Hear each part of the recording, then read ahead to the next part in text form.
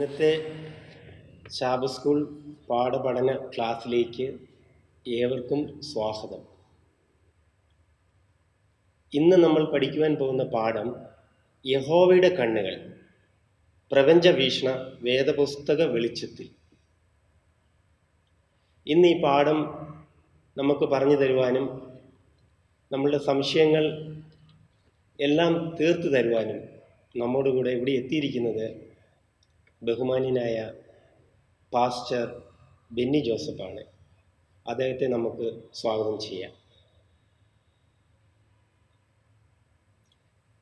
ഇന്നത്തെ നമ്മുടെ മനപ്പാഠവാക്യം, യഹോവയുടെ കണ്ണ് എല്ലാ ഇടവും ഉണ്ട്, ആകാത്തവരെയും നല്ലവരെയും നോക്കിക്കൊണ്ടിരിക്കുന്നു. സദൃശവാക്യം 15:3. പാസ്റ്റർ, ഇന്ന് മനുഷ്യരിൽ പ്രപഞ്ചത്തിൻ്റെ ഉൽപ്പത്തിയെക്കുറിച്ചും മനുഷ്യൻ്റെ സൃഷ്ടിപ്പിനെക്കുറിച്ചും വ്യത്യസ്തമായ സിദ്ധാന്തങ്ങളാണ് നമ്മൾ കണ്ടുവരുന്നത്. മനുഷ്യനെന്ന നിലയിൽ നമ്മൾ ഒരിക്കലും ഒരു നിഷ്പക്ഷ പാടിൽ നിന്നുകൊണ്ട് ലോകത്തെ വീക്ഷിക്കുകയില്ല. ഒരു നിഷ്പക്ഷ നിലപാടിൽ നിന്നുകൊണ്ട് നമ്മൾ ലോകത്തെ വീക്ഷിക്കുകയില്ല. അതുകൊണ്ട് നമ്മുടെ യുവജനങ്ങളെയും മുതിർന്നവരെയും നമുക്ക് ബൈബിളിൻ്റെ വീക്ഷണം, അതായത് ബൈബിൾ ഉൽപ്പത്തിയുടെ വീക്ഷണം എന്താണ് ബൈബിൾ നമ്മളെ പഠിപ്പിക്കുന്നതെന്ന് നമുക്ക് പറഞ്ഞു കൊടുക്കേണ്ടത് വളരെ നിർണായകമായ ഒരു കാലമാണിത്.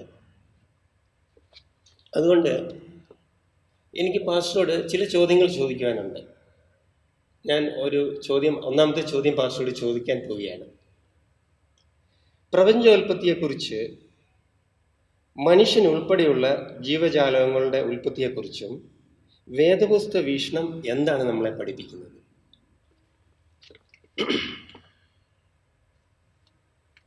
പാഠപഠനത്തിലേക്ക് ഏവരെയും ഒരിക്കൽ കൂടെ സ്വാഗതം ചെയ്യുന്നു. ദൈവത്തിൻ്റെ വചനം നമുക്ക് ഒരുമിച്ച് പഠിക്കുവാൻ കോണം ലഭിച്ചിരിക്കുന്ന അവസരത്തിനായിട്ട് നമുക്ക് ദൈവത്തെ സ്തുതിക്കാം.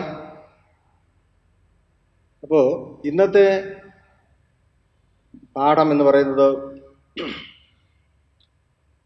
രണ്ട് തരത്തിലുള്ള ഒരു വീക്ഷണഗതിയെ സംബന്ധിച്ചാണ് പറയുന്നത്.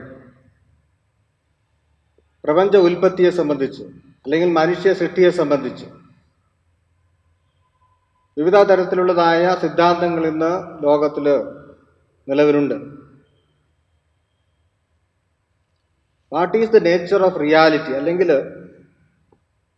വാസ്തവികതയുടെ സ്വഭാവം എന്ത്? വാസ്തവികത അല്ലെങ്കിൽ റിയാലിറ്റി, അതിൻ്റെ സ്വഭാവം എന്താണ്? അപ്പോൾ രണ്ട് വിസ്തൃതവും സാധ്യമായതുമായ ഉത്തരങ്ങൾ നമുക്ക് കാണുവാൻ തക്കവണ്ണം സാധിക്കും. ഒന്ന്, അഖിലാണ്ടവും അതിലുള്ളതും നാം ഉൾപ്പെടെ സ്വാഭാവികമായി ഉളവായതാണ്, ആരും സൃഷ്ടിച്ചതോ രൂപപ്പെടുത്തിയതോ അല്ല, ദൈവമോ ദൈവങ്ങളോ ഇല്ല. വാസ്തവികത അല്ലെങ്കിൽ റിയാലിറ്റി എന്ന് പറയുന്നത് തികച്ചും ഒരു പദാർത്ഥമാണ്, മാറ്ററാണ്, അത് പ്രകൃതിയാവുള്ളതാണ് എന്നാണ് ഒരു വീക്ഷണം. എന്നാൽ രണ്ടാമത്തെ വീക്ഷണം എന്ന് പറയുന്നത്, അല്ലെങ്കിൽ വേദപുസ്തകപരമായ ആ വീക്ഷണഗതി എന്താണെന്ന് വെച്ചാൽ, ഒരു ദിവ്യശക്തി ഈ പ്രപഞ്ചത്തിൻ്റെ സൃഷ്ടിയിലും മനുഷ്യൻ്റെ സൃഷ്ടിയിലും ഉണ്ട്. ഇതെല്ലാം രൂപകൽപ്പന ചെയ്തത് ദൈവമാണ്. ആ ദൈവത്തിൻ്റെ അസ്തിത്വത്തെ മനസ്സിലാക്കിക്കൊണ്ട്, അല്ലെങ്കിൽ അനുമാനിച്ചുകൊണ്ട് തന്നെയാണ് ഉൽപ്പത്തിയുടെ പുസ്തകം 1-ാം അധ്യായം ആരംഭിക്കുന്നത്. ആദിയിൽ ദൈവം ആകാശവും ഭൂമിയും സൃഷ്ടിച്ചു. ദൈവം ഉണ്ടോ ഇല്ലയോ എന്നല്ല അവിടെ പറയുന്നത്, ആദിയിൽ ദൈവം. അപ്പൊ ദൈവത്തിൻ്റെ ആ നിലനിൽപ്പ്, അസ്തിത്വം അനുമാനിച്ചുകൊണ്ട് തന്നെയാണ് ദൈവത്തിൻ്റെ വചനം ആരംഭിക്കുന്നത്. ദൈവമാണ് സകലത്തെയും സൃഷ്ടിച്ചത്. ഉൽപ്പത്തിയുടെ പുസ്തകത്തിൽ നാം വായിക്കുമ്പോൾ 6 ദിവസം കൊണ്ട് യഹോവയായ ദൈവം ആകാശവും ഭൂമിയും അവയിലുള്ള ചരാചരങ്ങളൊക്കെയും സൃഷ്ടിച്ചു എന്നാണ്.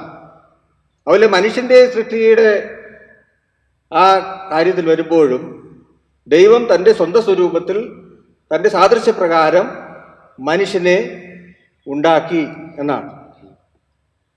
അപ്പോൾ ഈ 2 വ്യത്യസ്തമായ ഒരു വീക്ഷണഗതിയെ നമുക്ക് ഇവിടെ കാണുവാൻ തക്കവണ്ണം സാധിക്കുന്നുണ്ട്. അപ്പോൾ ദൈവത്തിൻ്റെ വചനത്തിൽ നമ്മൾ വളരെ വ്യക്തമായിട്ട് വായിക്കുകയും പഠിക്കുകയും മനസ്സിലാക്കുകയും ചെയ്യുമ്പോൾ 53-ാം സങ്കീർത്തനത്തിൻ്റെ 1-ാമത്തെ വാക്യം പറയും, ദൈവമില്ല എന്ന് മൂഢൻ തൻ്റെ ഹൃദയത്തിൽ പറയുന്നു. പിന്നീട് മനപ്പാഠവാക്യം നമ്മൾ ഇപ്പോൾ കേട്ടതുപോലെ, യഹോവയുടെ കണ്ണ് എല്ലായിടവും ഉണ്ട്, ആകാത്തവരെയും നല്ലവരെയും അവൻ നോക്കിക്കൊണ്ടിരിക്കുന്നു. പിന്നീട് യെശയ്യാവിൻ്റെ പ്രവചനം 45-ാം അധ്യായം അതിൻ്റെ 21-ാമത്തെ വാക്യത്തിൽ നാം കാണുന്നത്, ഞാനല്ലാതെ വേറൊരു ദൈവവും രക്ഷിതാവുമില്ല. അങ്ങനെ ദൈവത്തിൻ്റെ വചനം ദൈവത്തിൻ്റെ അസ്തിത്വത്തെക്കുറിച്ച് അനുമാനിച്ചുകൊണ്ട് തന്നെ, ദൈവമുണ്ട് എന്നുള്ളത് ഉറപ്പിച്ചുകൊണ്ട് തന്നെ വാസ്തവത്തിൽ ഈ സൃഷ്ടിയുടെ കാര്യങ്ങൾ വിശദീകരിക്കുകയാണ്. ഓരോ ദിവസത്തെയും സൃഷ്ടി ദൈവം കൽപ്പിച്ചു, അങ്ങനെ സ്ഥാപിതമായി. അപ്പോൾ ദൈവമാണ് രൂപകൽപ്പന ചെയ്തത്. അത് അക്ഷരീകമായ 6 ദിവസങ്ങൾ കൊണ്ടാണ് എന്ന് വളരെ വ്യക്തമായിട്ട് ദൈവത്തിൻ്റെ വചനത്തിലെ ഉൽപ്പത്തി പുസ്തകത്തിൽ നമുക്ക് കാണുവാൻ തക്കോണം സാധിക്കുന്നുണ്ട്. നമ്മൾ ഈ ക്വാർട്ടർ മുഴുവൻ പഠിക്കുന്നത് ക്രിസ്തീയ വിദ്യാഭ്യാസത്തെക്കുറിച്ചാണ്. അപ്പോൾ ഏതൊരു ക്രിസ്തീയ വിദ്യാഭ്യാസത്തിൻ്റെ ആ യാഥാർത്ഥ്യവും അത് സൃഷ്ടാവായ ദൈവത്തിലാണ് കേന്ദ്രീകൃതമായിരിക്കുന്നത്. അപ്പോൾ ക്രിസ്തീയ വിദ്യാഭ്യാസത്തിൻ്റെ കേന്ദ്രസ്ഥാനത്തുള്ളത് ദൈവമാണ്. ദൈവത്തെക്കുറിച്ച് മാത്രമല്ല, ദൈവം എങ്ങനെയുള്ളവനാണെന്നും ദൈവത്തിൻ്റെ സ്വഭാവം എന്താണെന്നും നമ്മൾ ദൈവത്തിൻ്റെ വചനത്തിലൂടെ വ്യക്തമായിട്ട് മനസ്സിലാക്കുന്നുണ്ട്. ദൈവം നമ്മെ സ്നേഹിക്കുകയും നമ്മോട് സമ്പർക്കം പുലർത്തുകയും ചെയ്യുന്ന ഒരു വ്യക്തിഗത ദൈവമാണ്, ഒരു പേഴ്സണൽ ഗോഡ്. അപ്പോൾ ഇന്നത്തെ കാലഘട്ടത്തിൽ ഈ പ്രത്യേക വീക്ഷണത്തിന് വളരെയധികം പ്രസക്തിയുണ്ട്. അത് വാസ്തവത്തിൽ ബുദ്ധിജീവികളായ ഈ ലോക മനുഷ്യർക്ക് ഒരുപക്ഷെ അത് ഉൾക്കൊള്ളുവാൻ തക്കവണ്ണം സാധിച്ചെന്ന് വരികയില്ല. അവർക്ക് അവരുടേതായ ചില വീക്ഷണഗതികളും സിദ്ധാന്തങ്ങളുമുണ്ട്. ഉദാഹരണമായിട്ട് ഡാർവിൻ സിദ്ധാന്തം പറയുന്നത് പരമാണുവിൽ നിന്ന് പരിണമിച്ച് ഓരോ ജീവജാലങ്ങളും രൂപപ്പെട്ടു അല്ലെങ്കിൽ ഉണ്ടായി എന്നുള്ളതാണ്. മനുഷ്യന്റെ സൃഷ്ടിയും വാസ്തവത്തിൽ അതിൻ്റെ പിന്നിൽ ഒരു സൃഷ്ടാവില്ല എന്നുള്ള ഇതിൽ ദൈവത്തിന് സ്ഥാനം കൽപ്പിക്കാതെ, ദൈവിക ശക്തിക്ക് യാതൊരു സ്ഥാനവുമില്ല എന്ന് സ്ഥാപിച്ചുകൊണ്ട് എല്ലാം സ്വതവേ ഉണ്ടായി, അതങ്ങനെ ആയിരുന്നു എന്നാണ് പറയുന്നത്. ഇത് ഈ ലോകവീക്ഷണം എന്ന് പറയുന്നത്, ഈ സിദ്ധാന്തങ്ങൾ എന്ന് പറയുന്നത് വാസ്തവത്തിൽ വളരെ പരിമിതമാണ്. അത് വളരെ ഇടുങ്ങിയ ഒരു ചിന്താഗതിയായിട്ട് നമ്മൾ ഈ വേദപുസ്തക വീക്ഷണത്തെ നമ്മൾ താരതമ്യം ചെയ്യുമ്പോൾ നമുക്ക് മനസ്സിലാക്കുവാൻ തക്കവണ്ണം സാധിക്കും. അപ്പോൾ ഒരു നിരീശ്വരവാദ വീക്ഷണം അത് ക്രിസ്തീയ വിദ്യാഭ്യാസത്തിന് ഒരിക്കലും അത് അടിത്തറ പാകുന്നില്ല എന്നുള്ളത് നമ്മൾ വ്യക്തമായിട്ട് മനസ്സിലാക്കി. എന്നാൽ ജർമ്മൻ ചിന്തകനും എഴുത്തുകാരനുമായ ലിപ്നീസിന്റെ ചോദ്യത്തിന് തിങ്കളാഴ്ചത്തെ പാഠഭാഗത്ത് കൊടുത്തിരിക്കുന്ന വേദവാക്യങ്ങൾ എങ്ങനെയാണ് ഉത്തരം നൽകുന്നത്? ഈ ചിന്തകനും എഴുത്തുകാരനുമായ ലിബ്നീസ് ഇപ്രകാരം ഒരു ചോദ്യം ഉന്നയിക്കുന്നുണ്ട്. ഒന്നുമില്ലായ്മയുടെ സ്ഥാനത്ത് എന്തോ ഒന്ന് ഉണ്ട്. ഒന്നുമില്ലായ്മയുടെ സ്ഥാനത്ത് എന്തോ ഒന്നുണ്ട്. എന്നാൽ ദൈവത്തിൻ്റെ വചനം നാം പരിശോധിക്കുമ്പോൾ അതിന് ഉത്തരം കണ്ടെത്തുവാൻ തക്കവണ്ണം നമുക്ക് സാധിക്കുന്നുണ്ട്. ഞാൻ നേരത്തെ ഉദ്ധരിച്ചതുപോലെ ആദിയിൽ ദൈവം ആകാശവും ഭൂമിയും സൃഷ്ടിച്ചു. ദൈവത്തിൻ്റെ വചനം ആരംഭിക്കുന്നത് തന്നെ അങ്ങനെയാണ്. അതുപോലെ തന്നെ ഒരു യുക്തിപരമായ വാദഗതികളോ ഒന്നും തന്നെ ഇല്ലാതെ ദൈവമുണ്ട് എന്ന് വേദപുസ്തകം അല്ലെങ്കിൽ ഉൽപ്പത്തി പുസ്തകത്തിൽ തന്നെ നമുക്ക് കാണുവാൻ തക്കവണ്ണം സാധിക്കും. ഇപ്പോൾ ക്രിസ്തീയ വിദ്യാഭ്യാസത്തിൻ്റെ അടിസ്ഥാനം എന്ന് പറയുന്നത് സൃഷ്ടിപ്പിൻ്റെ ഉപദേശമാണ്. ആ സൃഷ്ടിപ്പിൻ്റെ പിന്നിൽ ഒരു ദൈവമുണ്ട്, ഒരു അമാനുഷികമായ ശക്തിയുണ്ട്. ആ ശക്തിയാണ് ദൈവം. വേദപുസ്തക വീക്ഷണം സൃഷ്ടിപ്പിൻ്റെ ഉപദേശത്തിൻ്റെ പ്രാധാന്യത ഊന്നി പറയുന്നുണ്ട്. ഇപ്പോൾ പുറപ്പാട് പുസ്തകം 20-ാം അധ്യായം 8 മുതൽ 11 വരെയുള്ള ഭാഗത്തുമായി നമ്മൾ കാണുന്നത് ശബദിൻ്റെ കൽപ്പനയാണ്. ശബദ് നാളിനെ ശുദ്ധീകരിപ്പാൻ ഓർക്കുക, 6 ദിവസം അധ്വാനത്തിൻ്റെ വേലയൊക്കെയും ചെയ്യുക, 7-ാം ദിവസം ദൈവമായ ശബദാകുന്നു.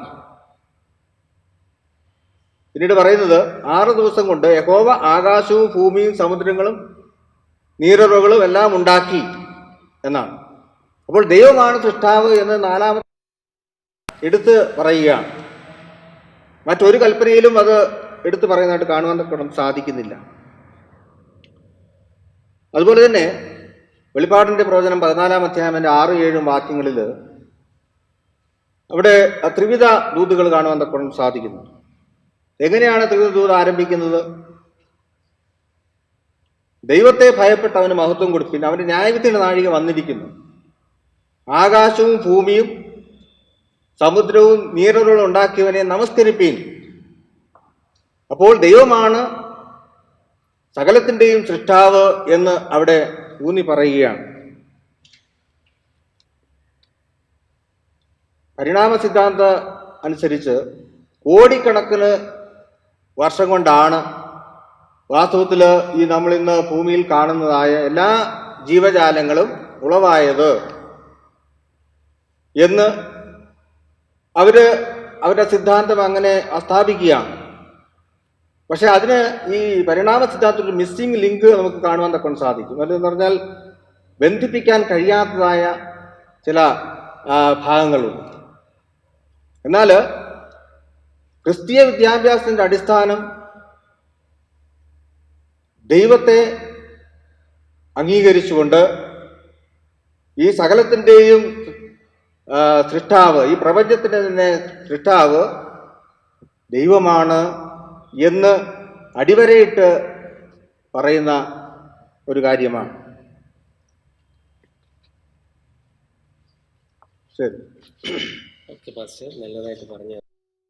അടുത്ത എൻ്റെ ചോദ്യം എന്നാന്ന് വെച്ചാൽ, ഏതെല്ലാം വേദപുസ്തക സത്യങ്ങളാണ് നമ്മുടെ നിലനിൽപ്പിൻ്റെ യാഥാർത്ഥ്യങ്ങളെപ്പറ്റി നന്നായി മനസ്സിലാക്കുവാൻ കഴിയുന്നത്? മനുഷ്യർ വിശ്വസിച്ചിരിക്കുന്ന ഉപദേശങ്ങൾക്ക് വിരുദ്ധമായ ചില വേദപുസ്തക ഉപദേശങ്ങൾ എന്തൊക്കെയാണ്? ഈ വ്യത്യസ്തത ദൈവവചനം കർക്കശമായി പാലിക്കേണ്ടത് എത്ര പ്രധാനമാണെന്നാണ് നമ്മളെ പഠിപ്പിക്കുന്നത്? നമ്മൾ വാസ്തവത്തിൽ ഈ പാഠത്തിൽ ചിന്തിക്കല് വേദപുസ്തക പ്രകാരമുള്ള ആ വീക്ഷണഗതിയെ സംബന്ധിച്ചാണ്. അപ്പോൾ ഒരു നിരീശ്വരവാദി മഴവില്ലിനെ നോക്കുമ്പോൾ അത് ഒരു സ്വാഭാവികമായ ഒരു പ്രതിഭാസമാണ്. അത് വെള്ളവും അതുപോലെ തന്നെ ഒരു ദൈവപൈതൽ ദൈവത്തിൻ്റെ വചനത്തിൻ്റെ വെളിച്ചത്തിൽ വീക്ഷിക്കുമ്പോൾ എന്താണ് മനസ്സിലാക്കുന്നത്? അത് വാസ്തവത്തിൽ ഈ ലോകത്തെ ഇനി ഒരിക്കലും വെള്ളം കൊണ്ട് ദൈവം നശിപ്പിക്കുകയില്ല എന്ന് വളരെ ദൃഢമായിട്ട് സ്ഥാപിച്ചു കൊണ്ടുള്ളതായ ഒരു വാഗ്ദത്തത്തെയാണ് അവിടെ സൂചിപ്പിക്കുന്നത്. അപ്പൊ അതാണ് വാസ്തവത്തിൽ ലോകരുടെ വീക്ഷണഗതിയും അല്ലെങ്കിൽ ദൈവത്തിൽ വിശ്വസിക്കുന്നവരുടെ വീക്ഷണഗതിയും തമ്മിലുള്ളതായ പ്രകടമായ വ്യത്യാസം എന്ന് പറയുന്നു.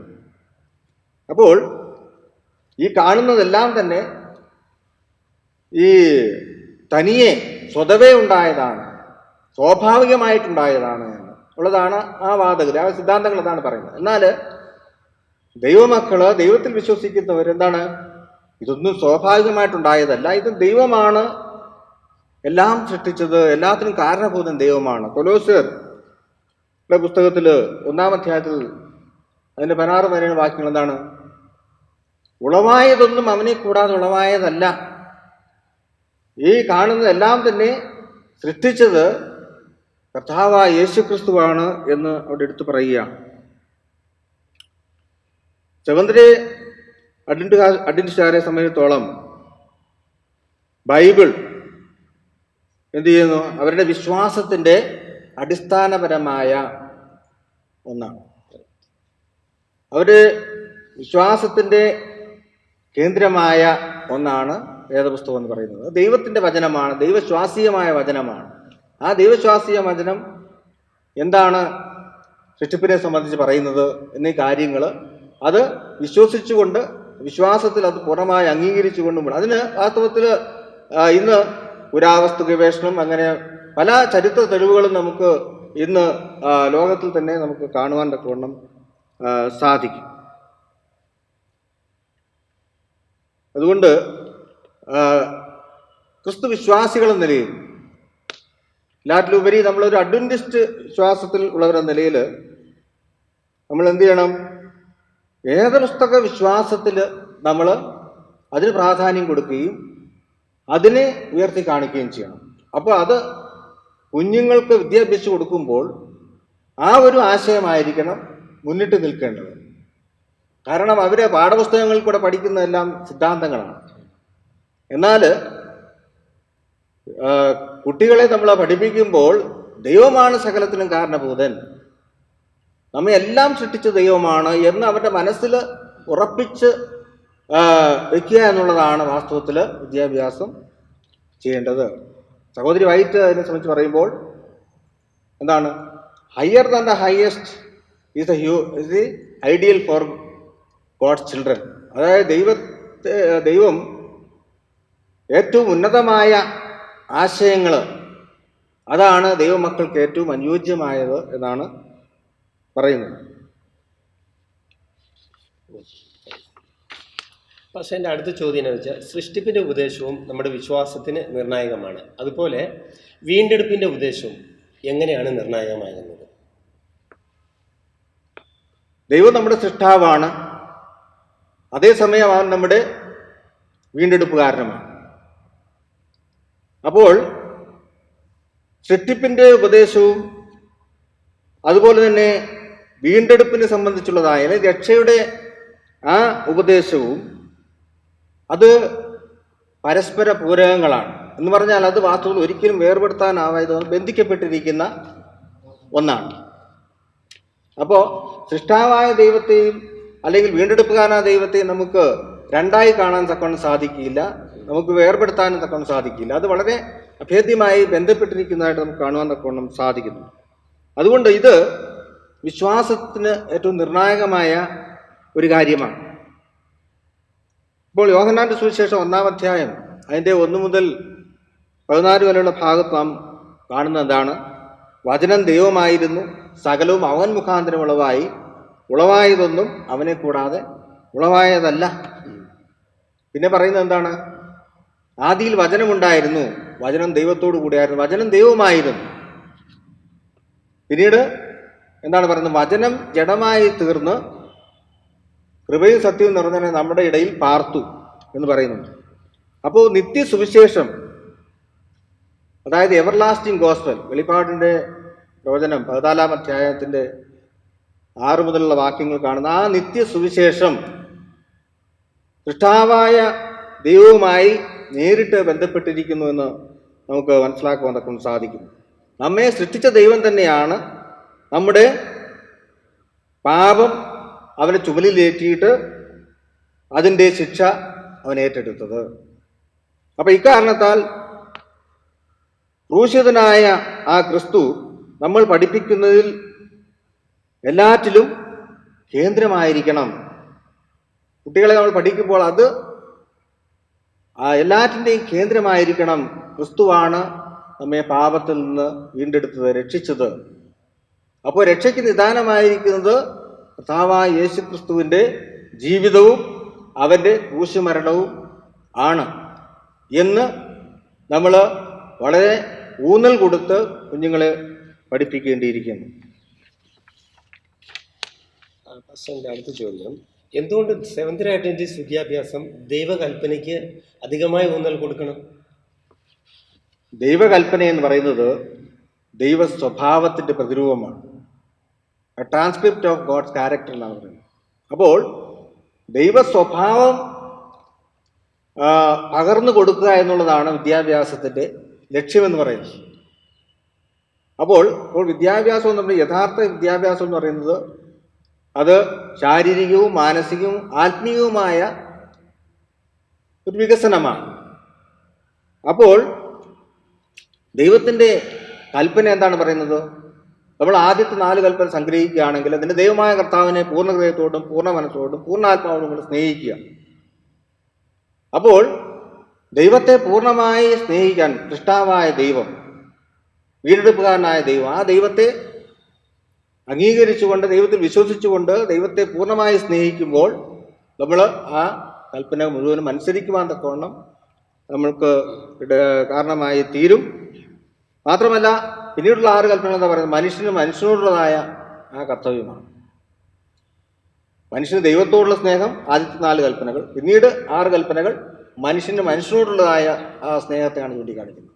അപ്പോൾ ഇതാണ് വാസ്തവത്തിൽ ഈ 2 തലങ്ങൾ, ദൈവസ്നേഹം, ദൈവത്തോടുള്ള സ്നേഹം, മനുഷ്യനോടുള്ള സ്നേഹം, ഇത് വാസ്തവത്തിൽ എന്ത് ചെയ്യണം? നമ്മുടെ വിദ്യാഭ്യാസത്തിൻ്റെ ഒരു പ്രധാന വിഷയമായിരിക്കണം. അതാണ് വാസ്തവത്തിൽ കുഞ്ഞുങ്ങൾ പഠിക്കേണ്ടത്.